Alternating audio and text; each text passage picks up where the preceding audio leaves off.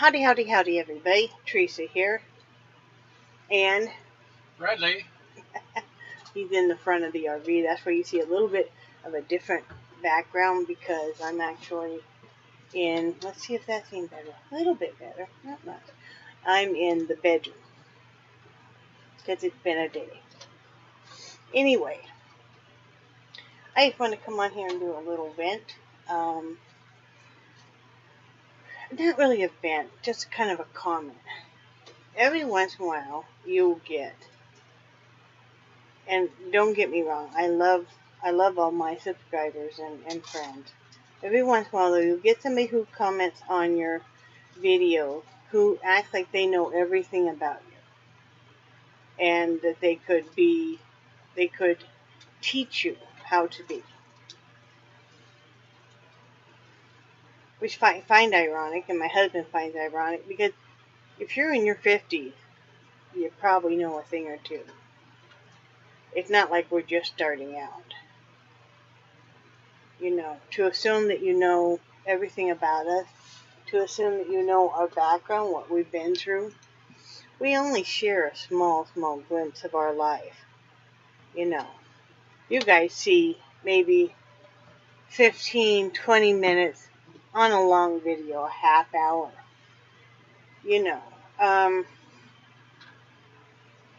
the whole reason why we live in an RV and stuff is because of our animals, because we love our dogs, because they are have been rescued from abusive situations, so they have issues. Charlie he's wagging his tail, took over 2 years to get him where you could even really love him up. He didn't know how to love up. He didn't know how to be pet. You know, he'd never been inside. He had a lot of issues, still does. Extremely attached to me. You know, as is Missy and Nixie.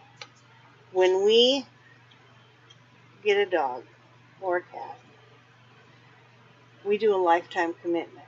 We are their forever home at all costs. I would not be able to handle knowing that I gave them up,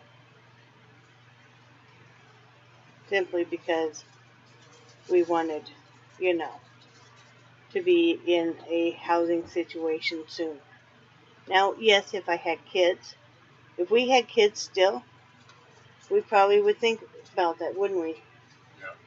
But we don't. Our kids are raised. These are basically our children.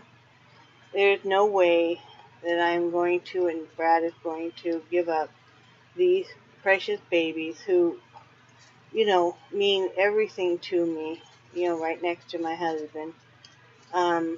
You know, I will stay living in this RV forever if I have to, rather than give them up. Because to give them up would mean basically to signing a death. You know, I might as well euthanize them. I don't know anybody who's ever really been in any kind of shelter would want that life for a dog over them being with their owner. And, you know, for anybody to assume that we don't know what it's like to live in a house with all the bills, yeah, we do.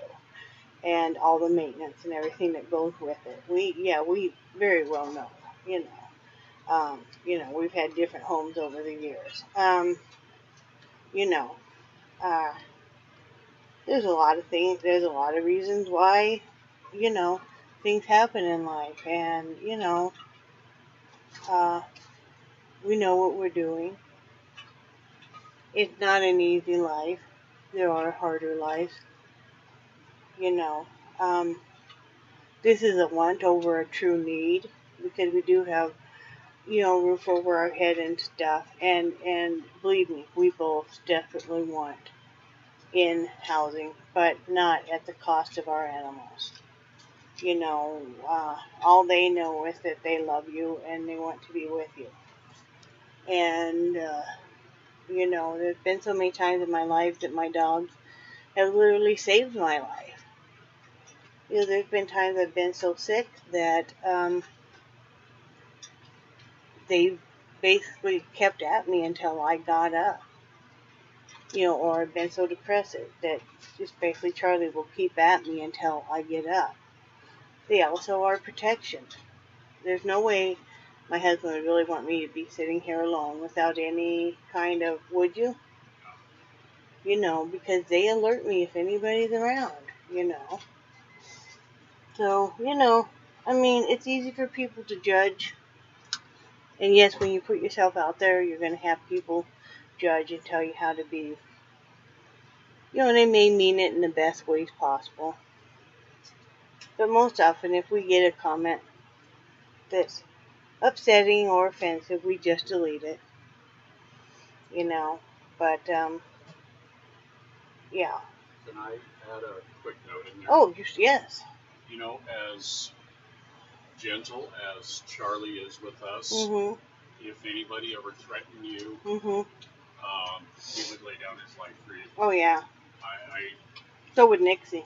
And Nixie would too. Well, Missy would try. Missy would try. You know, but I know any of these stray dogs, you know, if anybody threatened you in any way, you know, I remember we hadn't had Charlie for very long, and we stopped by that one truck stop. I had to run in for something. Yeah.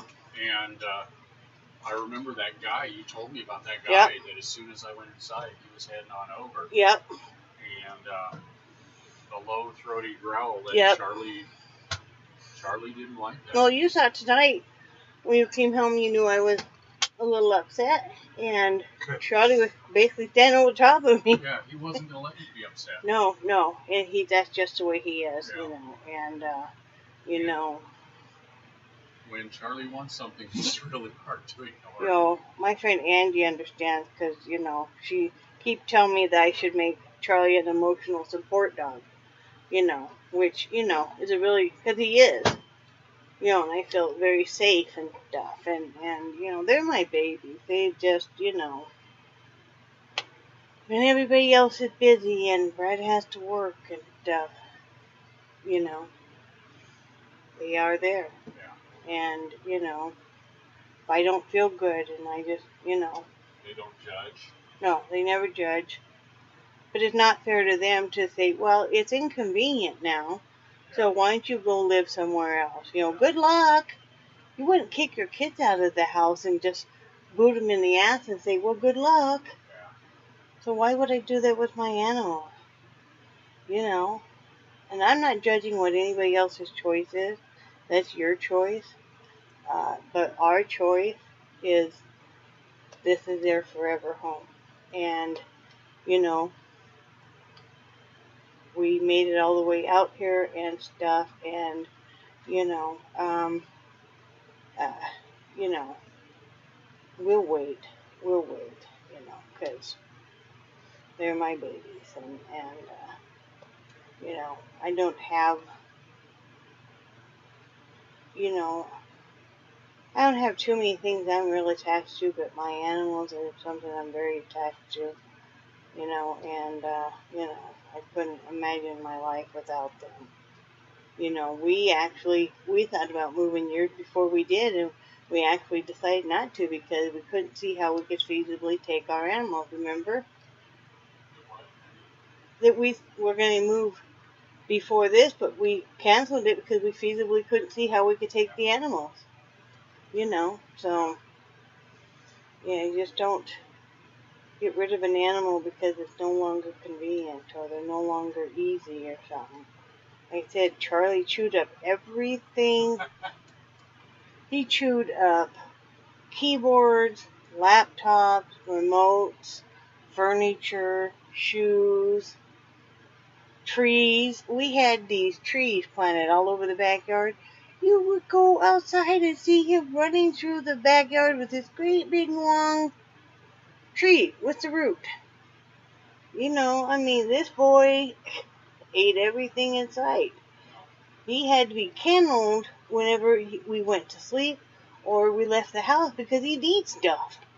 You know, but he finally outgrew it. You know, he finally outgrew it. And, you know, Right, hun? He pushed the patients on the low. Oh, yeah. Yeah. But neither one of us were going to give up on it. No, because, we knew that he'd just be another black dog in the pile of dead dogs that had been euthanized. So, yeah. Anyway, I'm taking my friend Angie's advice, and I'm not going to be posting this for quite a while. But when the time's right, then I will post it. Right, honey? Uh-huh. Say bye, Brad. Bye-bye. He's eating dinner.